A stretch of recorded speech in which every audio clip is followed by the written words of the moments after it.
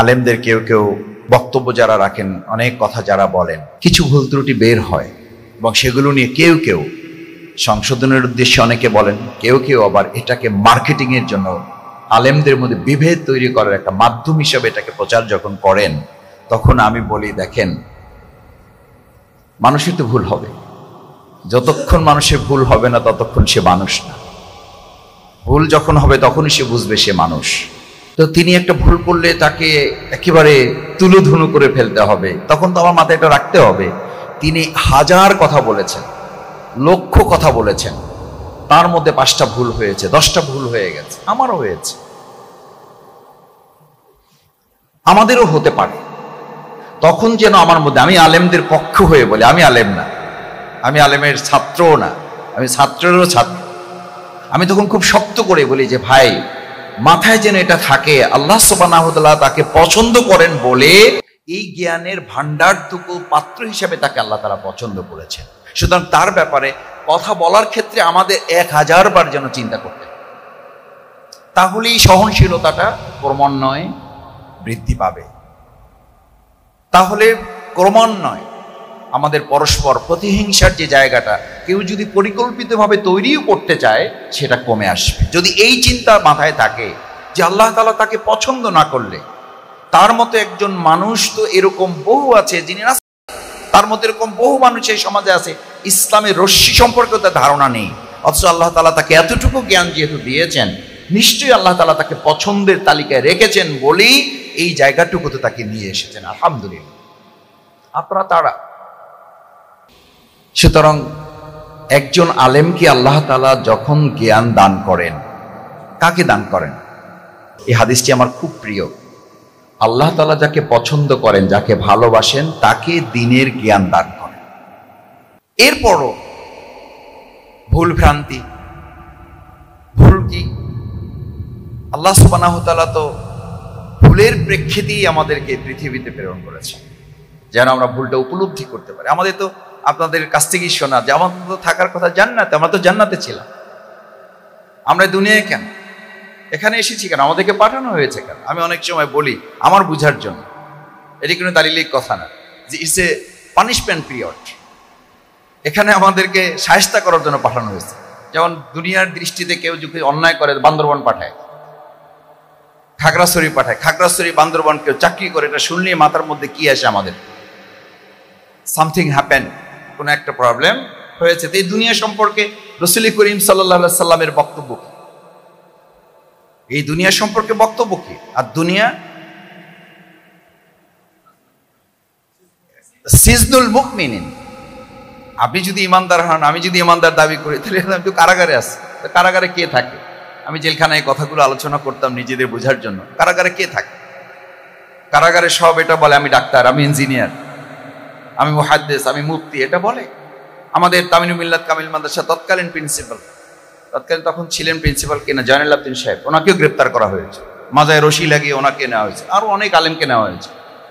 তো সেখানে তো কর্তৃপক্ষ বলেন নাই মুফতি সাহেব আসেন, আলেম সাহেব আসেন, এই এত নম্বর আসামি আসেন, সব আসেন। আমি তখন বলতাম ওই ওয়াল আর ক্রিমিনালস, মানে দুনিয়ার দৃষ্টিতে আমাদের সবাইকে আসামি বানানো হয়েছে, সেই জন্য ওটাকে জেলখানা বলা হয়েছে। তো রাসূল করিম সাল্লাল্লাহু আলাইহি ওয়াসাল্লাম তো এটাকে জেলখানা বলেছেন, যদি ইমানদার হই আমি। তার মানে জেলখানাটা হচ্ছে আমাদের ওখানে জেলখানায় গেটে বড় করে লেখা আছে, রাখিব নিরাপদ, দেখাবো আলোর পথ। আল্লাহ সুবহানাহু ওয়া তাআলা তো দুনিয়াটাকে আলোর পথ দেখানোর জন্য এটা একটা ব্যবস্থা করেছে, যেখান থেকে যেন পরিশুদ্ধ হয়ে আমরা আবার ঢাকায় ফিরতে পারি। আমাদের যেন খাগড়াছড়িতে সব সময় থাকতে না হয়, আমাদের যেন বান্দরবানে সব সময় থাকতে না হয়। উনি যাওয়ার পর থেকেই তদবির চেষ্টা শুরু করেন। কি তদবির করেন? স্যার ভুল হয়েছে, যা হয়েছে হয়েছে, মাফ করে দেন, দিছেন তো, ট্রান্সফার মানছি তো, আসছি তো, জয়েন করছি তো, আনুগত্য করছি তো, এবার আমার বউ ছেলে মেয়ে সব ফলাই রেখে চলে আসছে। আমার তো থাকার জায়গা, আমার থাকার জায়গা ঢাকা, আমার ওখানে একটা ফ্ল্যাট আছে, ওখানে একটা প্লট আছে, ওইটা ছিল আমার স্থায়ী ঠিকানা। ভুল কর্মে আমি আসলে একটা কাজ করে ফেলছি, এখানে পাঠিয়ে দিচ্ছেন, মেনে নিলাম তো, কারেকশন করার চেষ্টা করেছি, এবার আমাকে ফিরাই না। আচ্ছা, আমারও তো সেই কথাই বলা উচিত, কিন্তু দেখেন আমরা কিন্তু এই চিন্তা চেতনাটা, উপলব্ধিটাকে আমার মধ্যে আছে, দুনিয়াটা তো আমার ঠিকানা না, আমাকে থেকে ফিরাই নেন। আমি শত হাজার চেষ্টা করতেছি কিভাবে এখানে থাকা যায়, শুধু থাকা যায় না, আরো কিভাবে স্থায়ী করা যায়। অথচ এটা পানিশমেন্ট জায়গা, অথচ এটা কারেকশনের জায়গা, অথচ এটা মূল জায়গায় পৌঁছার একটা মাঝখানে শুধু সেতু তৈরি করে দিয়েছেন আল্লাহ সুবহানাহু ওয়া তাআলা। সুতরাং আমি আপনাদের কাছে প্রথম অনুরোধ করতে চাই, জাতির এই কর্ণধার হিসাবে আল্লাহ সুবহানাহু ওয়া তাআলা যাদেরকে নির্ধারিত করেছেন, আমরা যেন জাতির সামনে এই মেসেজটা, এই আহ্বানটা, এই দাওয়াতটা পৌঁছাতে পারি। আসুন আমরা আল্লাহ সুবহানাহু ওয়া তাআলার কাছে যেখানে ছিলাম, যে জান্নাত আমাদের ঠিকানা, সেখানের উপযুক্ত হয়ে যেন আবার আল্লাহ তাআলা আমাদের ফিরে যাওয়ার তৌফিক দান করেন। What is the difference between stage? পার্থক্যটা কোথায়? সেই জন্য এখন আমাদের এই সমাজ রাষ্ট্রে ওলামায়ে কেরামগণের এই সময়টাকে কাজে লাগানোর তিনটা কথা বলে আমি শেষ করি।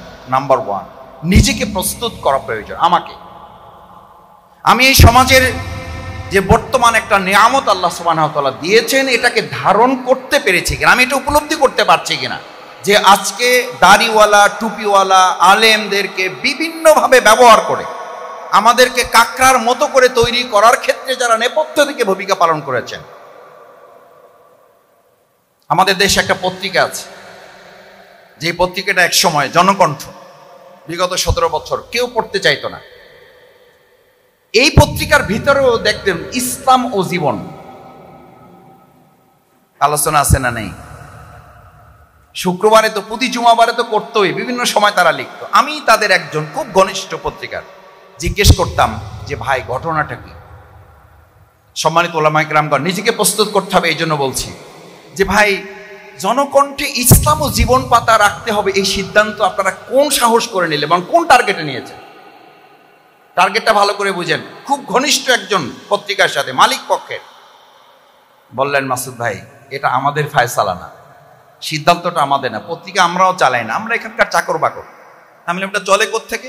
বলছে চলে এটা পার্শ্ববর্তী রাষ্ট্র থেকে, এবং সেখানকার সিদ্ধান্ত হচ্ছে বাংলাদেশের মতো একটা জায়গায় ইসলামকে মোকাবেলা করতে হলে অন্য কিছু দিয়ে মোকাবেলা করতে হবে না, ইসলাম দিয়েই এটাকে মোকাবেলা করতে হবে। আমরা কি বুঝতে পারছি? এদেশে ইসলামকে মোকাবেলা করতে হলে অন্য কিছু দিয়ে মোকাবেলা করা যাবে না, অর্থাৎ আমাদের কি দিয়ে আমাদের মোকাবেলা করতে হবে। এই জন্য মাওলানা দেলোয়ার হোসেন সাইদি রাহিমাহুল্লাহ বলতেন, আমাদের আলেমদেরকে কাকড়ার জাতিতে পরিণত করে রাখার একটা দীর্ঘ গভীর ষড়যন্ত্র আমাদের উপরে চাপিয়ে রাখা হয়েছে। কাকড়ার জাতি কি?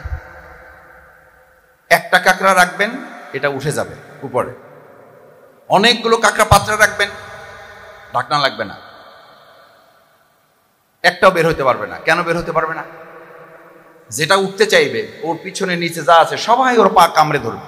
তার ধারণা যে আমি বের হওয়ার আগে কেউ বের হওয়াটা তো যথার্থ নয়, এবং এইটার কারণে আমি বের হইতে পারতেছি না, এইটারে টাইনা নিচে নামাইতে না পারলে আমার বের হওয়ার কোনো উপায় নাই। অথচ ও জানে না যে আগেরটা যদি বের হয়ে যেতে পারে তাহলে আমার পথটা কি হইলো, সুগম হইলো। ওর মাথায় ঢুকানো আছে যে এইটারে নামাই আমার উঠতে হবে। অথচ আমরা তো মুসলিম জাতি, ওলামায়ে কেরামগণ, আমাদের সকলের ভুল আছে, আমারও আছে। আমি আমার বলছি, আমি গত 2 দিন আগে একটা বক্তব্য এক জায়গায় বলেছি হযরত ওমর ফারুক রাদিয়াল্লাহু তাআলা সম্পর্কে। ভুল হয়েছে আমার। 5টা কথা, 5000 কথা বললে 2টা কথা, 200 কথা, 5টা কথা, 10টা কথা তো ভুল হয়। ভুল হয়েছে আমার।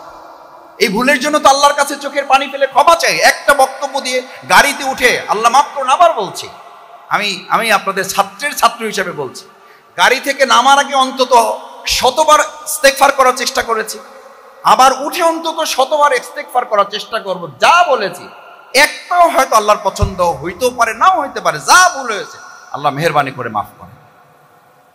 এটাই তো হওয়ার কথা। ভুল তো হবে আমাদের।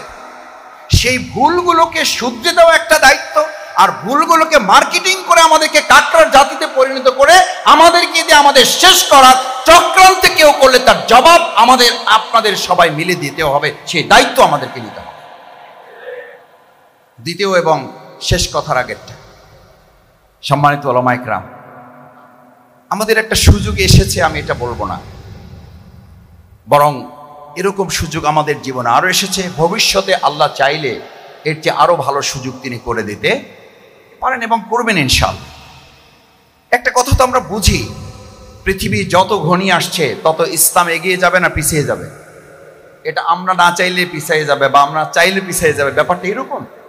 প্ল্যানটা আমাদের না, আল্লাহ সুবহানাহু ওয়া তাআলা। আপনি, আমি, আমরা কেউ যদি এটার জন্য কাজ না করি, আল্লাহর কাছে লোকের অভাব আছে।